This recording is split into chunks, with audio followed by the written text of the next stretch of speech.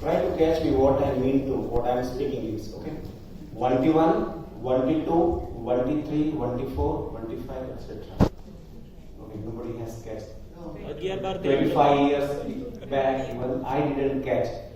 When my son was 4 years old, I was teaching him 1 to 10, then 21 to 20, 31 to, etc., etc. So after I taught everything, then he started speaking me like that, Papa, 1T1, 1T2, 1T3. बेटा क्या बोला है? तो पापा 20 के बाद 21 आता है, 30 के बाद 31 आता है, 40 के बाद, तो 1 के बाद 1T1, 1T2, 1T3 नहीं आ सकता है.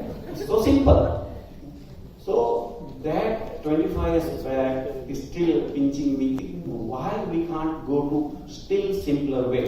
So this is what I am trying to, show you in my video. So this is slow कर देना. This video will play by its own.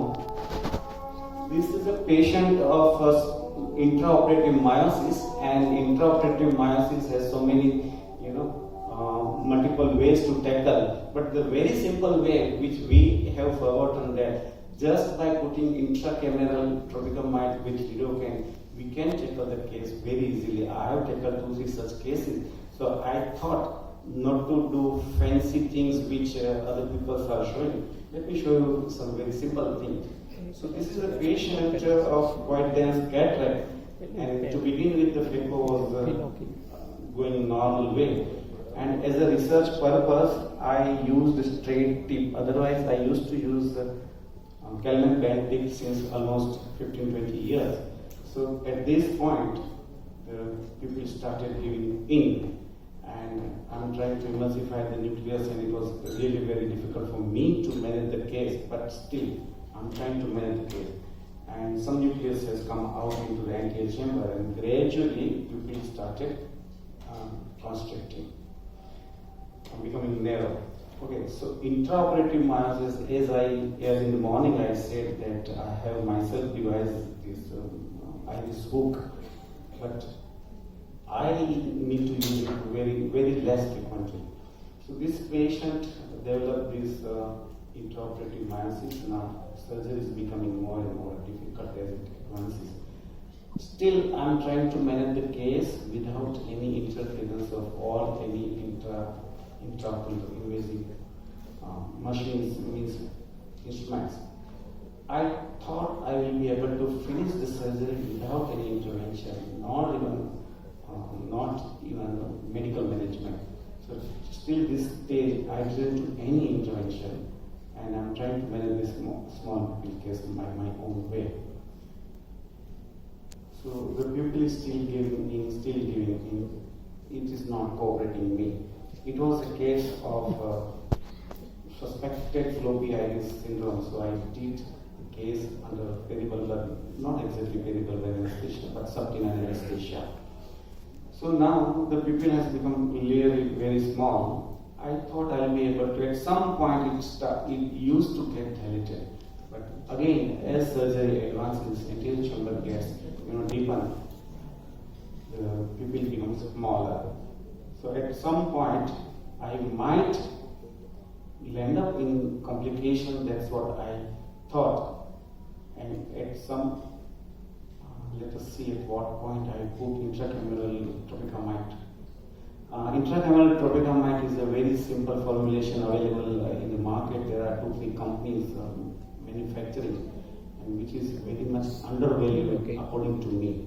So it comes to your rescue in any step of the surgery. So I abandoned, I stopped the surgery. At this point, watch carefully, at this point I injected intracameral tropic amide plus formulation inside the eye, and pupil started dilating. You observe, the CCC is now practically visible, and pupil remained even dilated during all the surgeries. You watch carefully. During all surgery, just 2-3 minutes, I think pupil remained dilated very well. Pupil has dilated almost fully. Can you see? Even during previous irrigation aspiration step, I was not able to see the CCC margin. Now watch carefully, I am able to see all the CCC margin. I have completed the surgery without any interference, without any intracameral any devices, and lens has gone inside the eye, inside the empty chamber, and surgery was completed without any tension, without any. So sometimes it is really very helpful. Thank you. Now you will always remember 1T1, 1T2, 1T3, 1T4. Yes. Thank you very much. Thank you, Dr. Jayesh. Very nice presentation. Nice presentation.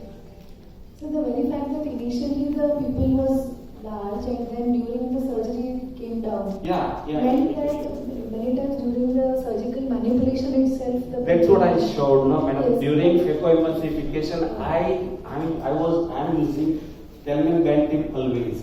But because of my nature, I always try to change something more. So this thing which I was using 20 years back, straight tip, the surgery made difficult by myself own. So that didn't allow me to finish the surgery uneventfully.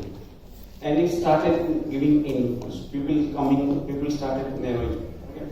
So that is why, because of intraoperative maneuver, only people started constricting. But that very well too. yes. So before just jumping to any invasive procedure, try at least once. Definitely. That is very simple thing. Thank you. Thank you. There is no step ladder approach, so you have to first use So, this and so that is what I experienced. Once you do lots of difficult cases, your mind gets thought block, and you always try to find out which difficult step I should tackle. But you forget कि बहुत simple है 1T1, 1T2, 1T3 कर लेते हैं यार. इसमें 11, 12, 13, 14 करने की क्या जरूरत है? Still I really thank you. Dr. Jayesh. Thank you very much to the AFC, AWS, for this opportunity to present. Actually, swapped the case that I was going to present because there was some request from colleagues for this video. It recently won an award for the American Academy Global Video Contest.